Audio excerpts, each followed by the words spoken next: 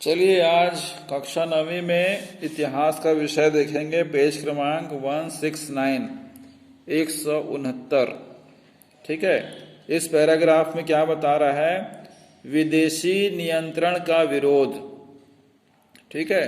बहुत सारे देशों में अन्य देशों का जो उपनिवेशवाद था वह विदेशी के नियंत्रण में, मतलब दूसरे देश के हाथों में जाने का विरोध होने लगा। ठीक है। हमने देखा कि यूरोपीय देश चीन पर सीधा कब्जा न करके अपने हित साध रहे थे, मतलब अपना काम निकाल रहे थे। ठीक है। चीन पर सीधा कब्जा नहीं कर पा रहे थे तो क्या कर रहे थे? कुछ शर्तें लगाकर समझौतों के माध्यम से अपना हित साध रहे थे, मतलब अपना काम निकाल रहे थे। चीन का शासन अभी भी चीन के ही सम्राट के हाथों में था, लेकिन बहुत बड़े क्षेत्र पर उसका हुक्म नहीं चलता था। बहुत सारे ऐसे क्षेत्र थे जहां चीन का जो शासक था उसका नियम कायदा या आदेश नहीं चलता था। ऊपर से उसे बहुत बड़ी रकम हर्जाने के रूप में देनी पड़ती थी, जिसके कारण आम लोगों पर कर का भार बढ़ता जा रहा था। मतलब वहाँ की जो जनता थी, चीन की जो जनता थी, आम जनता, उन पर टैक्स का भार बढ़ते जा रहा था, क्योंकि हर्जाना भी देना पड़ रहा था। हर्जाना मतलब होता है एक प्रकार का जुर्माना। ठीक है। तो ये किसे देना पड़ रहा था? चीन के शासक को। लगातार विदेशी शक्तियों से हो रही हार एवं अपमानजनक संधि से चीन के लोग बदलाव की जरूरत महसूस कर रहे थे। इनमें चीन के अधिकारियों का एक समूह भी था। इसमें जो चीन के जो अधिकारी लोग थे वे चाहते थे कि अब इस प्रकार का जो बर्ताव है या व्यवहार है ये अब सहन नहीं किया जाएगा, अब इसे बदलना चाहिए। इन लोगों ने आधुनिकीकरण के लिए प्रयास किए, मतलब अंदर ही अंदर कुछ ऐसी व्यवस्था की जो आधुनिक हो, नई प्रकार की हो। उनका मानना था कि यूरोप के लोग अपनी सेना और हथियार के कारण जीत रहे हैं, तो चीन में भी आधुनिक हथियार के कारखाने स्थापित किए जाएं। नए प्रकार के हथियार बनाने का कारखाना लगाया जाए, जहां पर हथियार लड़ने की सामग्री तैयार की जाए। लेकिन ये प्रयास सफल नहीं हो पाए। ठीक है। लेकिन उनका जो प्रयास था चीनी शासक का वो सफल नहीं हो पाया। इन सभी घटनाक्रम ने लोगों में बहुत सी निराशा का भाव फैलाया। चूंकि चीन के शासक वर्ग विदेशियों के खिलाफ कुछ नहीं कर पा रहे थे, इसलिए जनता सम्राट के खिलाफ हो गई।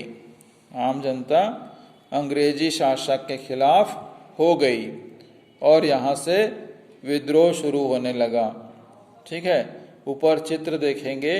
विदेशी सैनिकों द्वारा बंदी बनाए गए बॉक्सर योद्धा। बॉक्सर नामक एक क्षेत्र है, वहाँ पर विदेशियों ने विदेशों के सैनिकों द्वारा बॉक्सर के जो योद्धा जो लड़ाई के लिए तैयार थे उसे भी बंदी बना लिया गया। ठीक है। सन 1850 से सन 1900 तक, मतलब लगभग 50 वर्ष का समय जो था, इस बीच में कई विद्रोह हुए, जिन्हें दबाने के लिए चीनी सरकार ने विदेशी से मदद ली। करीब किसान और मजदूरों ने विदेशियों को दिए गए विशेषाधिकार के खिलाफ एक गुप्त संगठन बनाया। किसने? गरीब किसानों और मजदूरों ने एक गुप्त संगठन बना लिया। विदेशियों को दिए गए विशेष अधिकार के खिलाफ, जो बॉक्सर या मुक्केबाज के नाम से पुकारते थे। ठीक है, उनका मानना था कि खास तरह के शारीरिक व्यायाम से वे अजेय हो जाएंगे, अर्थात जीत जाएंगे, और विदेशी गोलियों उनके शरीर को भेद नहीं सकेंगी। उनका मानना था कि कुछ ऐसा व्यायाम किया जाए कि उनके शरीर को विदेशों की जो गोलियां हैं वह भेद नहीं पाएंगी, मार नहीं सकेंगी। सन 1900 में इन विद्रोहियों ने राजधानी बीजिंग के यूरोपीय आबादी वाले हिस्से को घेर लिया। वे लोग विदेशी शैतानों को फांसी लगाने के नारे लगा रहे थे। विदेशी सैनिक या अधिकारियों को फांसी लगाने के नारे लगा रहे थे। इन विद्रोहियों ने कई महीनों तक बीजिंग को घेरे रखा, राजधानी को घेरे रखा। अगस्त सन 1900 में एक बहुराष्ट्रीय सेना ने बीजिंग पर आक्रमण करके इन विद्रोहियों को हटा दिया। व्यापक लूटपाट की, बहुत ज़्यादा मात्रा में लूटपाट की और लोगों को निर्दयता से मार डाला, बिना दया भावना के उन्हें मार डाला। चीनी सत्ता इस पूरे मामले में मूक दर्शक बनी रही। चीनी सरकार जो थी वो इस पूरे घटनाक्रम को मौन रूप से देखती रही।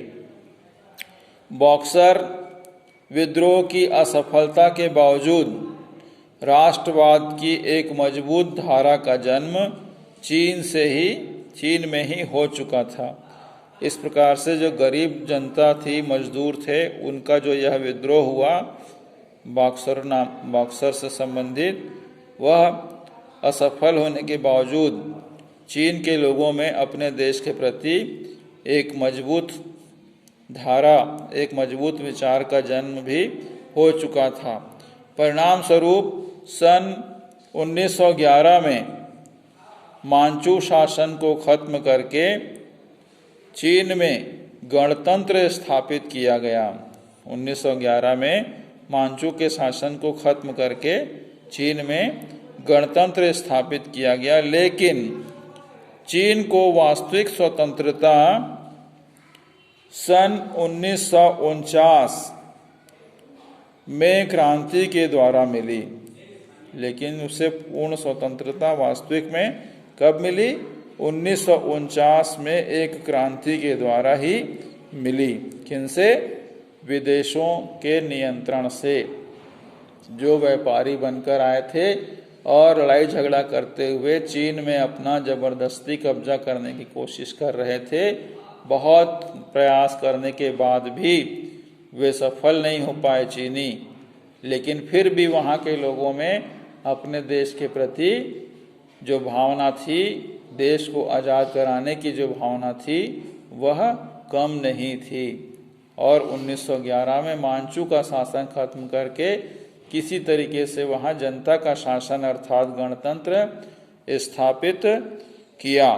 परंतु वास्तविक स्वतंत्रता, फिर भी वे पूरी तरीके से स्वतंत्र नहीं थे, गणतंत्र पूरा आज़ाद नहीं था। यह आज़ादी कब मिली?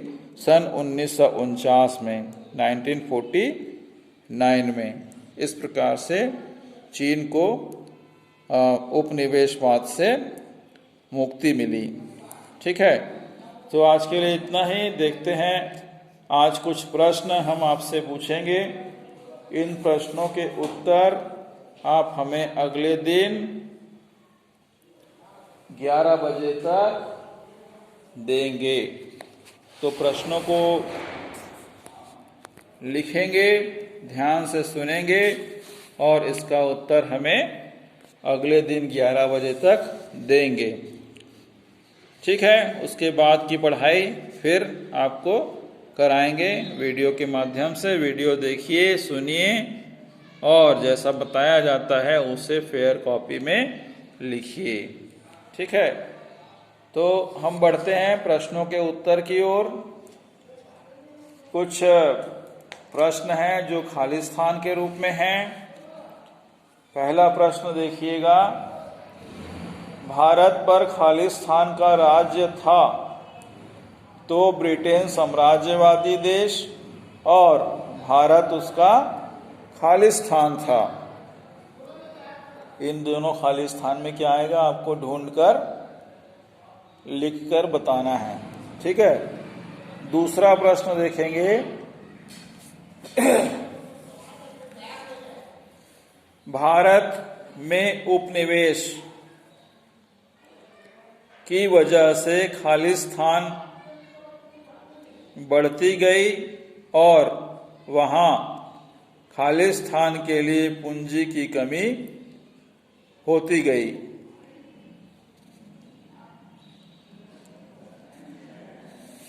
ये आपका प्रश्न दूसरा। प्रश्न तीसरा देखेंगे,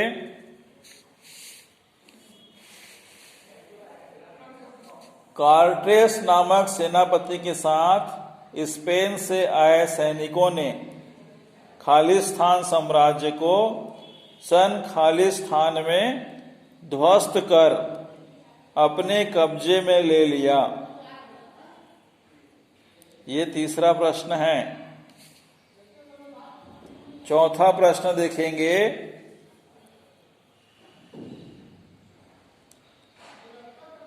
यूरोप में खालिस्तान नामक बीमारी की वजह से वहां की जनसंख्या में लगातार कमी होती चली गई।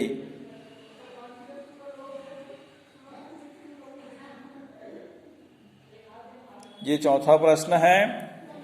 और पांचवा और अंतिम प्रश्न देखेंगे,